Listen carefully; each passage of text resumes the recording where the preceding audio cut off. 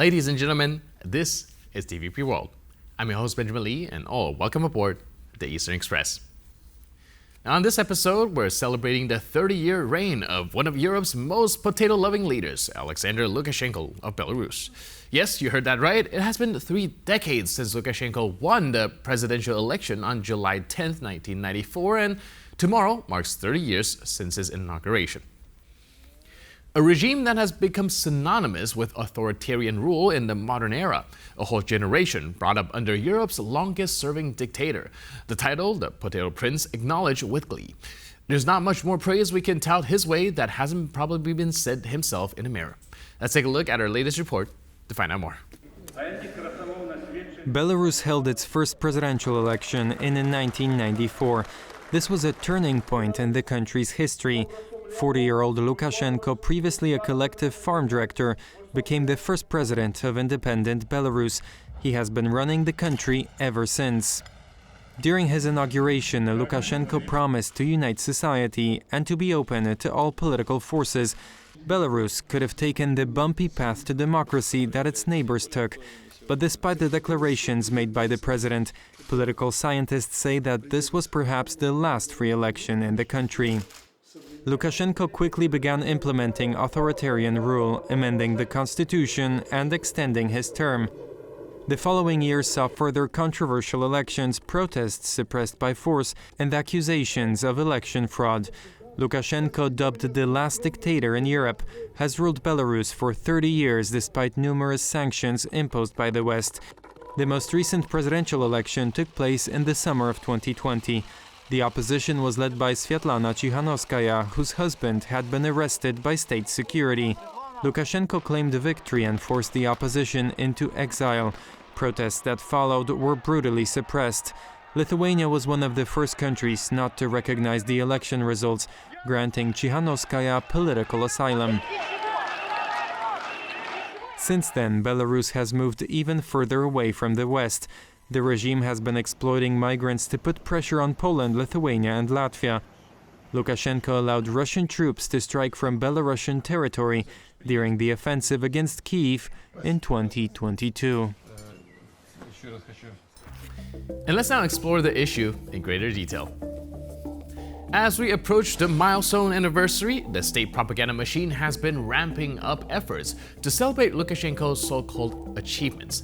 Now, I, for one, cannot begin to imagine what they've come up with. Was it making Belarus a number 2 exporter of skilled IT workers right after Russia? Or possibly being Europe's busiest travel hub for Middle Eastern migrants for the 3rd year in a row? Actually, wait, I have one more. Lukashenko can proudly say that he's kept Belarus free of any heinous foreign influences like democracy, freedom of speech, and iPhones.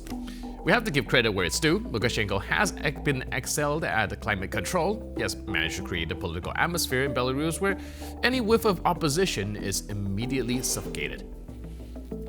Under Lukashenko's rule, Belarus has seen an unprecedented increase in unity. Nothing brings people together quite like common disdain for the despot-in-chief. Okay, I got one more. Lukashenko's economic policies are so effective, they've turned Belarus into a land of opportunity for black market traders and smugglers, of course. Now, regardless of these facts, the development of a personality cult being spun around Lukashenko has been widely reported. The signs are increasingly blatant. Organized tours to places associated with Lukashenko, plans for a state-produced film about him, and shops selling merchandise with his quotes. What started as isolated acts of sycophancy have evolved into a systemic phenomenon. As Lukashenko's 30th anniversary in power approaches, his regime has not only allowed but actively encouraged more overt display of loyalty. For instance, trade unions in the Gomel region announced a children's drawing contest titled "My President is the Best," aiming to instill patriotism and national pride in young minds. As Lukashenko embarked on his campaign for the 2025 presidential elections, the question, who else but him, is becoming a central propaganda theme. This narrative is being pushed by regime loyalists who argue that Belarusians will beg Lukashenko to run again, suggesting that there is no viable alternative. A fully formed cult of personality doesn't adhere to a specific checklist, but is rather driven by the logic of autocracy. In such regimes, everything the government does is aim at strengthening the cult. Media censorship, disinformation, and absence of public criticism all contribute to this. Now, interestingly, Lukashenko's case is reminiscent of historical figures like Joseph Stalin, who publicly decried his own cult while secretly fostering it. Surrounded by sycophants for decades, autocrats often lose touch with reality, leading to errors in judgment. This phenomenon is evident in Lukashenko's prolonged tenure, which now surpasses even that of Stalin, who was in power for 30 years. Unlike historical dictators who pursue grand ideological goals, Lukashenko's rule appears focused on maintaining power for his own sake, with no clear endgame in sight. In Lukashenko's system, loyalty is the currency that determines one's ascent to power. Officials, therefore, prioritize showing loyalty over gaining additional education or skills. Ultimately, Lukashenko's cult of personality serves to fortify his regime against any potential challenges. As we reflect on 30 years of Lukashenko's rule, it is clear that the cult of personality around him is not just a relic of the past, but a living, evolving mechanism of autocratic governance. Finally, let's give Lukashenko a hand for his unwavering commitment to tradition. He's kept Belarus firmly rooted in the past, proving that if it ain't broke, he'll break it and then blame it on the West. And now, here to shed more light on the issue is Alexander Papko, a journalist at Velosat. Hello, sir, and welcome to Eastern Express. Hello, thank you. So we are looking at the 30th anniversary of Lukashenko being into power. Let's remember from the beginning, the very beginning of things. How did he get into power in the first place? What were his aspirations that gave him public support? Oh, it's very difficult to come back to that time. It was 30 years ago, so I was 8 years old at that time. I was very little, and the majority of my colleagues at Belsat have not been born yet. So, right, that just shows how long he's been there already, right? Yeah, exactly. The whole life of the half of Belarusian population passed under the rule of Alexander Lukashenko. But if we come back if I come back to these times as a political scientist, I can say that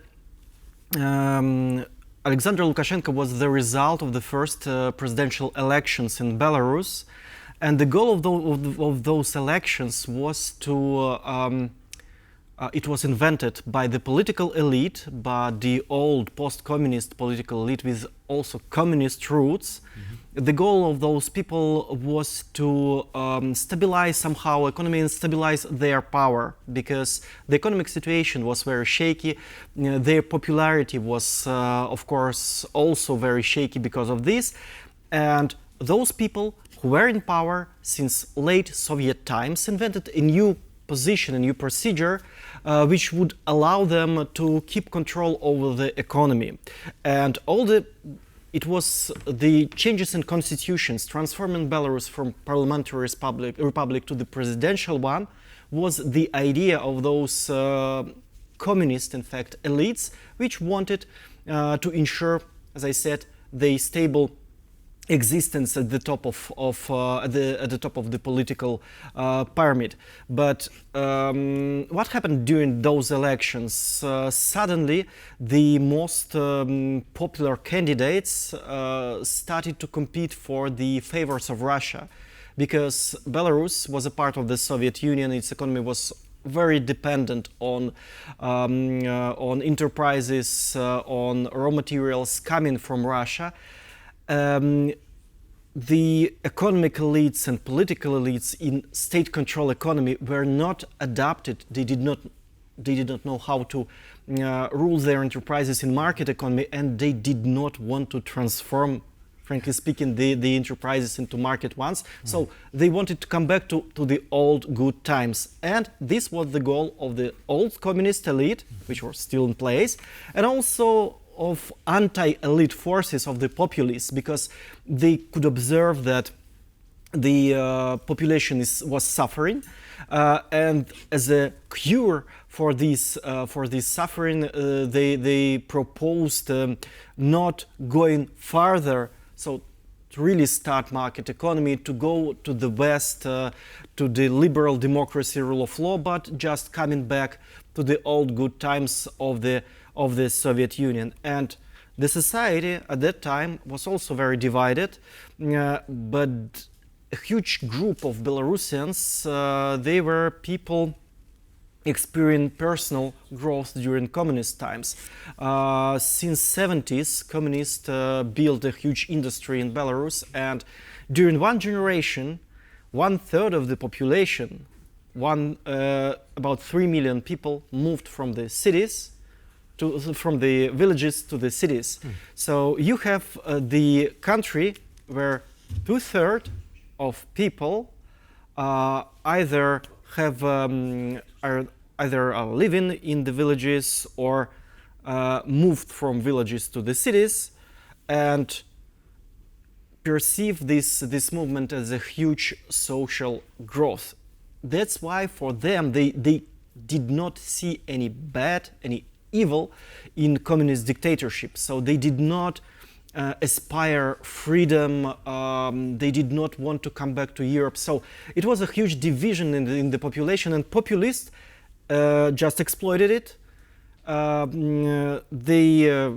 Their frontman was Alexander Lukashenko, who promised to get rid of the corrupt old elites, but as soon as he came to power, he allied with these old communist elites, and because their goal was similar, come back to Russia, ask for the resources, and keep the power. So he made the alliance with the old communist corrupt elites, and they tried to restore good old Soviet times. But for Lukashenko, it was not enough. After he won the elections, he thought that maybe he could even restore the Soviet Union and become the leader of this new restored empire. At that time, Yeltsin was president of Russia. Yeltsin was really old and ill, and young populist Lukashenko, having 39 or 40 years old, was a very appealing alternative against the background of old, quite alcoholic and ill Yeltsin.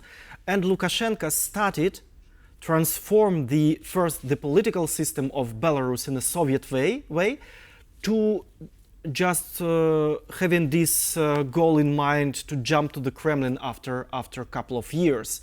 And he almost succeeded in his restoration of the Soviet Union. He started this process of never-ending process of integration with Russia. He started it in 1996. In 1999, they already signed the agreement on the creation of the common state, and this agreement precluded that in 6 months it had to be general elections in both states. They had to elect the common parliament, and after they had to adopt the common constitution and also elect a common president. It was December 1999, and just it was 25th of December. In 6th day, Yeltsin declared that he resigned from the position of the president of Russia, and the world could see his successor, Vladimir Putin. And Vladimir Putin did not want to step down and to give this his chair of the president of Russia to some Belarusian populists from small, at that time, 10 million country. So no, it was not his choice, and the plans of young and ambitious Alexander Lukashenko were broken. And since that, we observe this disposition we have now. All right. Can you help us understand how the Belarus gradually integrate into the Kremlin? Like you mentioned, this is like a Lukashenko regime's kind of pattern, where there's a never-ending integration into the Kremlin. However, one would think that since the beginning of their election till Lukashenko has his grasp on power, did they not at some point, well, counter any resistance in the direction that is going? Then people at some point feel like, okay, it's probably time to vote out this guy. It's some kind of stereotype that Lukashenko is quietly sitting in his chair for 30 years, but as long as I remember, every 3-5 years there are huge uprisings in Belarus, just to mention 1996, 1999, 2001, 2004, 2006, 2010, 17, 20. So yeah, it's already almost 10 in his history, and all of those huge uprisings, huge protests ended up with political prisoners, immigration, some repression on civil society sector. So it's never-ending story of repressions and uprisings, which is going on for 30 years in Belarus. And what is going on? Because Lukashenko had never the overwhelming majority of the population. So his support, of course, was based on some economic reasons, on propaganda, on huge apparatus of repressions, but the share of the population who could genuinely support him or who could benefit from his rule was constantly shrinking, because he's tried to keep this old state-controlled Soviet economy, and these state-controlled enterprises, state-owned enterprises, were dying out gradually all these 30 years. Right. So this group of people who is not dependent on the state bureaucracy, who is making its own business, who is having their own independent project in life, is